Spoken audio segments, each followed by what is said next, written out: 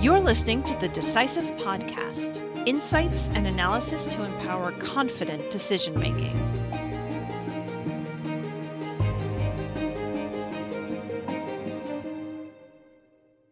Welcome to the Decisive podcast. I'm your host, Kristen Hallam, lead content strategist for Global Intelligence and Analytics. Today, I have my colleagues from S&P Global Market Intelligence, Gerhard, Raj Badiani, and Chris Rogers joining me to discuss the new UK government and what it means for the economy, trade, and EU relations. Jan is a senior analyst for country risk in Europe, based in Germany. Raj is an economics director specializing in Europe, based in the UK. And Chris is head of supply chain research, also based in the UK. Thank you all for being here. Jan, what was the outcome of the election and how did we get here after 14 years of conservative leadership in Parliament? So the Labour Party, led by the UK's new Prime Minister Keir Starmer, achieved a landslide victory in the 4th of July general election. It secured a large majority in the House of Commons, an additional 211 seats, which is a lot, and which leaves the Labour Party with 412 out of the 650 members of Parliament. The Conservative Party, now the largest opposition party, dropped sharply under the leadership of former Prime Minister Rishi Sunak, leading it to its worst election result in history by losing 251 seats, and now the Conservative Party only has 121 MPs in Parliament. So how did we get here? The UK has in fact experienced several years of heightened political instability already, driven by major events such as Brexit, early elections, unscheduled changes of prime ministers, but also unforeseen issues, of course, such as COVID, and indeed external factors, including multiple global economic and security challenges. It appears that many voters now in the most recent election felt like the Conservative Party has indeed failed to handle these multiple challenges appropriately, or they were just looking for substantial change overall, and that ultimately helped the Labour Party to secure such a decisive victory.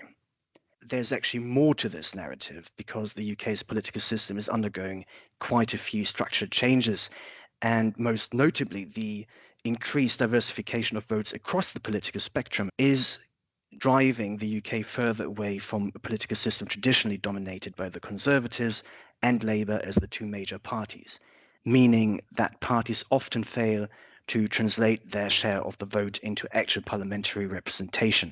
Smaller parties often find it more difficult to garner support overall. I would argue that these dynamics are really crucial in assessing where the UK will go from here, in particular as quite a large share of the electorate is likely to remain frustrated and/or doesn't really feel represented in the current parliament. Starmer's administration will be held to account by very different types of voters from the left, the right, the centre, and that will surely have an impact on policymaking in the new term and also actually further beyond. Jan, what does all of this mean for political stability in the UK? So a decisive change in government naturally has a clear impact on policy direction across a broad array of legislative areas. The UK will, of course, see regulatory change. Overall political risk in the UK has clearly decreased, which is, for instance, likely to be helped by a much more harmonious and coherent government. Labour's clear single-party parliamentary majority makes the new government powerful in Parliament, and Starmer will probably be able to advance preferred policies without major difficulty throughout the new term. This in itself is likely to ensure a degree of legislative stability, and that goes as long as the administration remains largely united. And I think that is probable, and that will be the case for the first half year, maybe the first year. However, we mustn't forget that there are also very different factions within the Labour Party, and that future internal divisions over all sorts of legislative initiatives can indeed lead to conflict. I don't think that we're going to see the repeat of the constant government infighting that has hampered policymaking over the last few years, but one should definitely bear in mind that intra-government disputes will probably also emerge eventually in the new term. Can you remind us what were the main promises that the Labour Party made in the campaign? Let's maybe recap some of the key points from the recently given King's Speech, which happens roughly once a year in the UK at the beginning of a new parliamentary session. And after a general election, this formal procedure basically transforms campaign pledges into, let's say, more detailed legislative programs. This time round, the King's Speech contained the relatively large number of 40 bills, and it became clear once again that the Labour Party wants to convey that they are both active from day one and that they're also keen to ensure that the new government will deliver stability. That's something that is repeatedly said, and this stability is supposed to be based on predictable, sensible policymaking in the years to come. And that's supposed to happen largely by focusing on measures designed to improve living standards and also the provision of public services. Among the key topics being stressed over and over again by the Labour Party remained economic growth and budget responsibility, something the Conservative Party would usually focus on, but from Labour's point of view has failed to do in the last term. Let's move on for now to another related core pledge of the new government, namely boosting investment and expanding infrastructure on a large scale. And here I would single out two prominent policies. First of all, Labour plans to eventually nationalize train companies once current contracts run out. And secondly, the announcement of substantial reforms to planning laws that are supposed to facilitate the construction of 1.5 million new homes in the next 5 years. The former is likely to cause some concern regarding expropriation risks, which I would say are likely to remain quite low overall. And the latter is likely to trigger quite a bit of controversy in Parliament, not only among the opposition, but also within the Labour Party itself, as quite a few MPs, especially from the rural constituencies, will be critical of building on green land. Both the envisaged policies on train networks and building permissions indicate that the new government will be much more interventionist than the past few governments. And this is also visible in energy and the transition to a greener economy. The Labour government has already reversed the previous government's ban on onshore wind farms, and it also wants to create a state-owned investment vehicle named the Great British Energy to boost renewable energy sources across the country. And in addition to that, there will also be a national wealth fund to help decarbonizing industries. Another focus area is the provision of public services. And in the UK, a big part of this is universal access to medical services. One of the new government's key pledges in this context is to make the National Health Service more efficient by providing an extra 40,000 appointments each week, which is quite ambitious. And I think it's a target that will be challenging to meet given the high costs involved and the existing staff shortages. Now let's turn to Raj to talk about how Labour might fund some of these priorities. Raj? The Labour Party throughout the election campaign has reiterated every new spending pledge has to be funded, while it continues to adhere to the current fiscal rules. It wanted to establish its fiscal credibility from day one. The current fiscal rule guides a 5-year forecast period. It targets that the underlying public debt situation has to fall as a share of nominal GDP between the 4th and the 5th year of the forecast period, which in this case means between the financial years 27-28 and 28-29. To give you some idea of the scale of the problem, the public sector net debt as a share of GDP, depending on what measure you use, is around 95% of nominal GDP, and that was at the end of June 2024. Another fiscal headwind that the Labour government has to acknowledge is that the overall tax burden as a share of nominal GDP will continue to rise and will reach its highest level since 1948 by 28-29 financial year. The Labour government has pledged not to raise any of the main tax items, which include income tax, national insurance, VAT, corporation tax, which obviously limits its options given its commitment to adhere to the current fiscal rules. It does propose some tax hikes, a very modest £7.3 billion by 28-29, that's per annum, which amounts to around 0.5% of nominal GDP. These additional tax receipts will be used to finance higher education and health spending. The party also plans to borrow around £3.5 billion a year to finance the setting up of the Great British Energy, to invest in renewables, as well as setting up a national wealth fund and to encourage home insulation schemes. This is a very cautious tax hike plan, limits its fiscal space, and also implies that its commitment to the current spending plans introduced by the previous government suggests that many unprotected public services like justice, police, and local authorities will actually experience a fall in spending in real terms over the next 5 years. An interesting warning has actually just come from the International Monetary Fund, which suggests that there is going to be a fiscal shortfall of around 20 to 30 billion pounds in terms of the government's need to provide public services, what they describe as pressing service delivery and investment needs. So yeah, a shortfall of 30 billion pounds. The numbers at this stage don't really add up. The problem will be that if growth comes in below target, this new government will need to scratch around either by more severe tax increases, which will obviously break its main electoral pledge, or introduce a round of austerity cutting critical public services, which may cause a lot of internal strife within the Labour Party. So, Raj, speaking of growth, what is our outlook for the UK's economic growth, and does the election outcome have any implications for that outlook? The UK economy is now showing sort of stronger signals that it has turned the corner after enduring a mild recession during the second half of last year. The economy has flatlined since early 2022, so growth has disappointed consistently. But in the first half of this year, growth across the board was actually stronger than expected. We're now seeing persistently strong earnings growth, which is actually triggering a very strong growth in real wages of around 2.5% year over year, which is a historical high. Inflation is now back at 2%, the Bank of England's target, and that's for the first time in almost 3 years. We've also had tax cuts in early 2024. So therefore, our growth projections for both this year and next year and 2025 have been creeping up. We now expect growth at 1% this year, 1.3% in both 2024 and 2025. Now, the Labour government thinks that this is not enough. They're hoping, as Jan touched earlier, that a series of supply-side reforms will boost UK productivity and growth.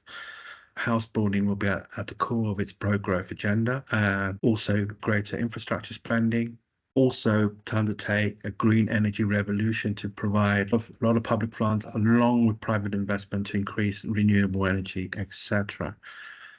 This is actually very dependent on quite ambitious growth projections. The Office of Budget Responsibility, which is the government's independent forecaster, is expecting growth at 1.9% in 2025, 1.9% in 2026. These are quite ambitious. Clearly, when compared to our projections of 1.3 for next year and 2026.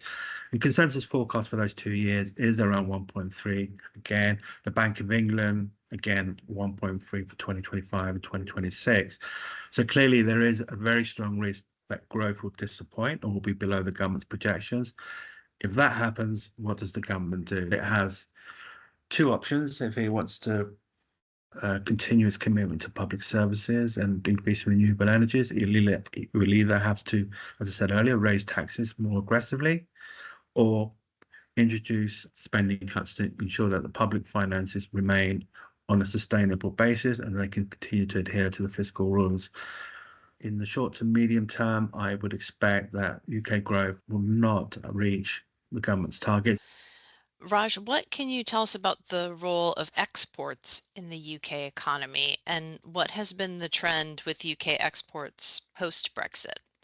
To be completely frank, it has been a bit of a disaster story. Clearly, we have a trade deal with the European Union, which began on the 1st of January 2021, and it provides for zero tariffs and zero quotas for all goods, assuming that they comply with appropriate rules of origin. Despite the trade agreement, clearly the UK has left the EU single market and customs union, created a wall of non-tariff barriers between the UK and its biggest export market, the European Union. So if you look at various charts and data coming from the ONS, certainly UK exports to the European Union have suffered. They are on a downward trajectory.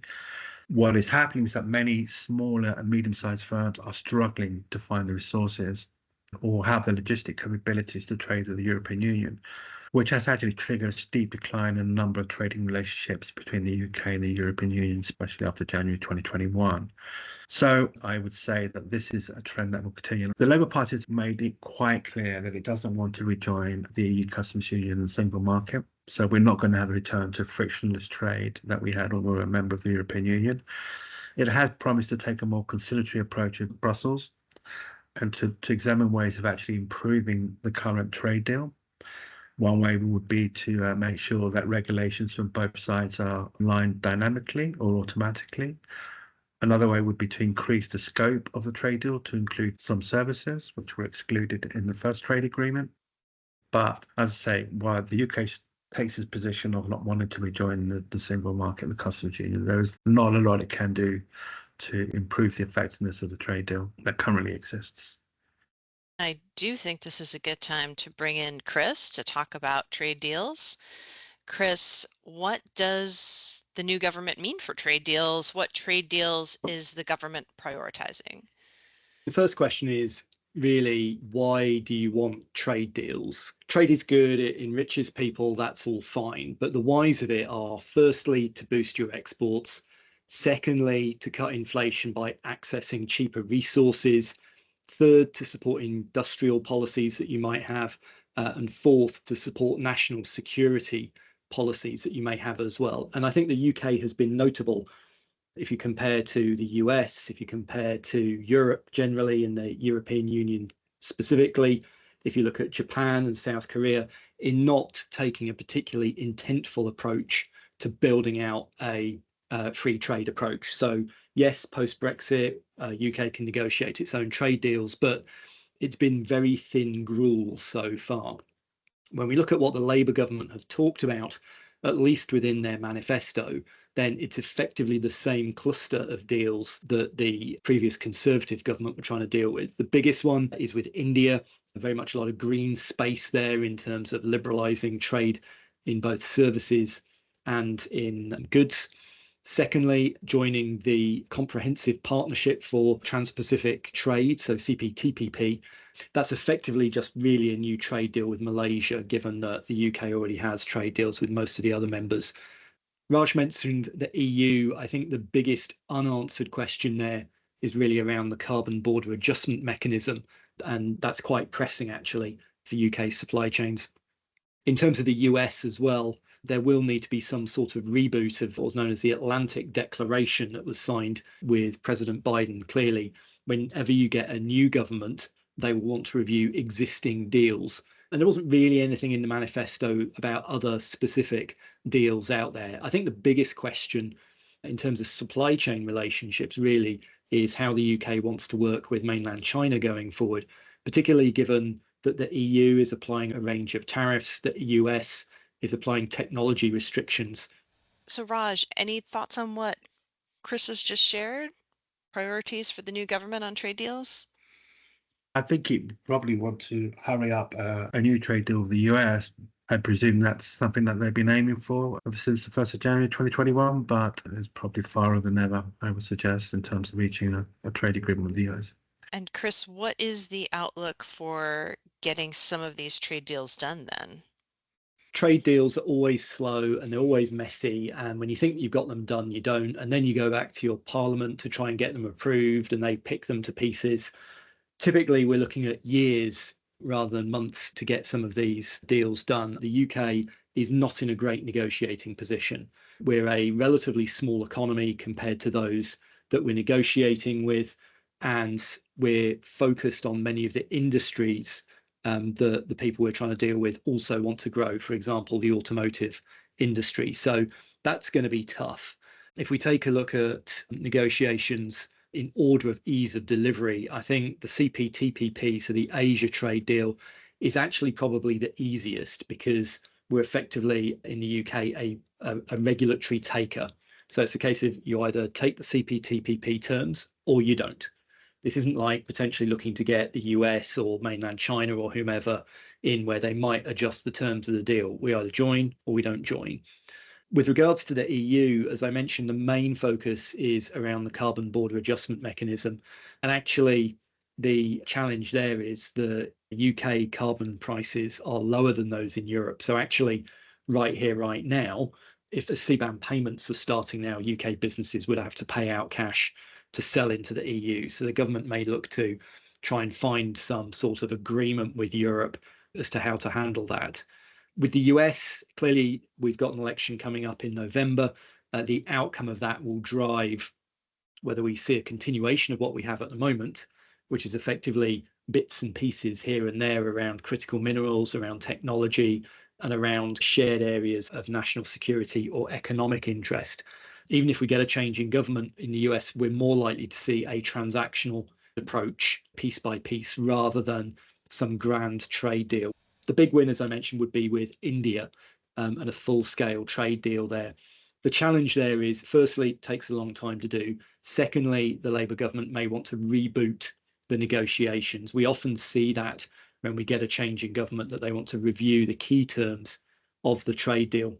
Passage in the UK should be relatively simple if Labour maintains the discipline that Jan was talking about earlier.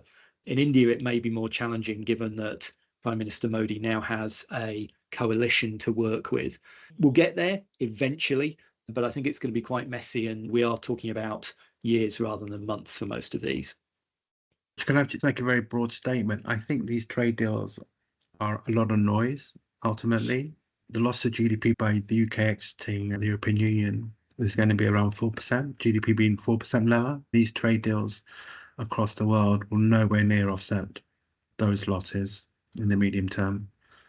So that's really another downward drag on the UK's ability to grow to around sort of 1.5, 2% per annum in the medium term. That's absolutely right, Raj. It's always worth keeping these trade deals in context. They can, however, make a transformational difference to specific industries, both for good and ill. Given the reduced scale of the UK manufacturing base over the past 20 or 30 years, the government will, I think, be keen to boost what is left as much as it can through these deals. Pivoting slightly from trade, Chris, wanted to ask you about the outlook for labor unrest among those involved in the supply chain. Will unions feel newly empowered with this new Labour government? I would certainly expect unions to feel more empowered. Unions have been a big supporter of the Labour Party throughout its history and throughout the various changes that it's been through over the past 5 to 6 years. As we move towards nationalisation, for example, on the rail network, which may have an impact for inland trade, that may be a challenge. I think it is worth bearing in mind, though, that globally the nature of strikes has changed.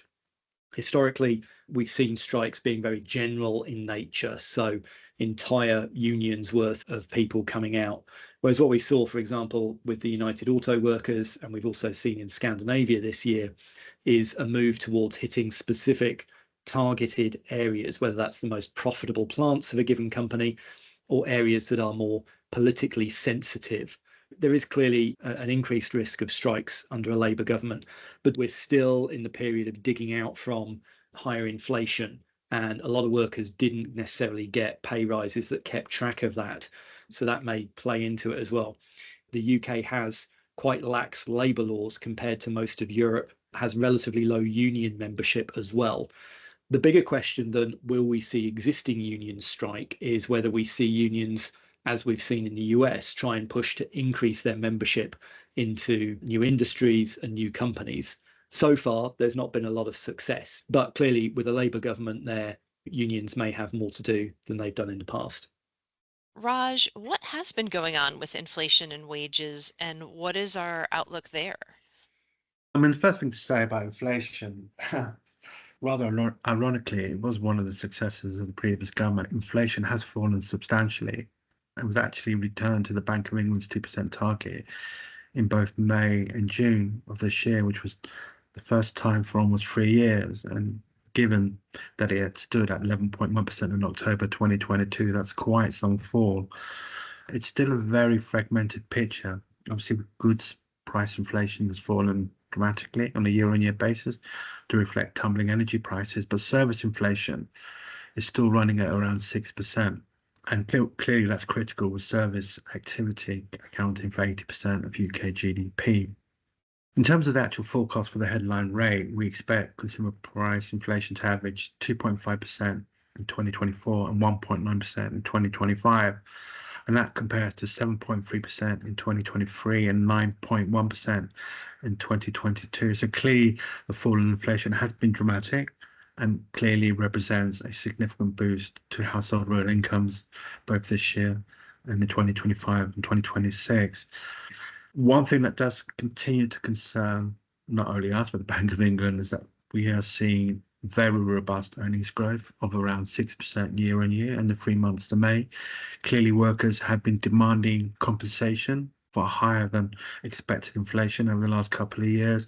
And also, we're seeing acute labour shortages, especially across many services, which has meant that firms have to offer higher salaries to attract staff and also offer higher salaries to retain staff. So this earnings growth, and particularly true of the services sector, is a significant threat to medium-term price stability. We seem to be having an evolving wage price spiral in the services sector, which the Bank of England remains particularly concerned about and will not start cutting interest rates until it feels that wage price spiral is beginning to disintegrate. In terms of what we expect the Bank of England to do, we now expect the first interest rate cut to occur this September. That has been pushed back from our previous call of August and before that June. And the reason why we're expecting a further delay is because of very strong service inflation and very strong earnings growth in the sector. There is a strong possibility that first rate cut could be actually pushed back into November.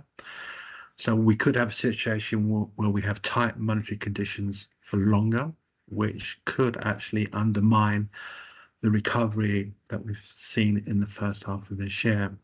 The problem is that a lot of UK households are still waiting to experience the full impact of very high interest rates, which is the policy rate being at 5.25%. A lot of households are on fixed mortgage deals, which will be expiring over the next 1 to 2 years. And when they move into new mortgage deals, they will be at considerably higher mortgage rates. So the Bank of England does want to start cutting interest rates, but again, the inflation outlook and what's happening to earnings probably suggests that they need to continue showing some more caution before they start the loosening cycle. Jan, somewhat related to labor, just thinking about labor supply, is immigration. Will we see any shifts in policy on immigration? Yes, immigration and asylum policies are indeed likely to be a clear focus of the new government, and we are already seeing shifts in this regard. Yvette Cooper, the new Home Secretary, has already indicated a more moderate approach to immigration and asylum overall. The Labour Party has also pledged to bring down net migration, for instance, by implementing a reformed points-based legal immigration system. The Labour Party intends to close what is often called the skills gap to reduce the over-reliance on immigrants in certain job markets and the need for related international recruitment. So it will probably be more difficult for businesses and recruitment firms to hire abroad, in particular when UK labour laws are not fulfilled. It is likely that the new government will also apply asylum rules in adherence with international commitments. Among the key priorities here is the pledge to swiftly decrease asylum application backlogs and improve the housing situation for asylum seekers. The Labour Party has also pledged to strictly enforce the protection of UK borders. It remains largely unclear to which degree this will actually lower the currently heightened levels of illegal immigration into the UK and how long-term structural reforms will be effectively implemented. Can I just make one final statement? I think this Labour government wants to prove that it can be trusted on the economy and public finances to boost its chances of winning a second term. But I would like to end on a gloomier note. The risk to the UK economy remains significant. It continues to record very large current account deficits. Its public finances are in a difficult, troubling state. And that's a dangerous mix when you continue to see that growth has disappointed basically since the global financial crisis, 2008, 2009. This new government needs to tread very carefully. It needs to make sure that the markets remain on its side. And it needs to ensure that it doesn't endanger its chance of winning a second term, which I would suggest would probably contain more radical policies, should it do so. Thank you so much, Jan, Raj, and Chris, for taking the time to share your insights with us. Until next time. Thank you for listening to the Decisive podcast from S&P Global. Please subscribe and join us for next week's episode.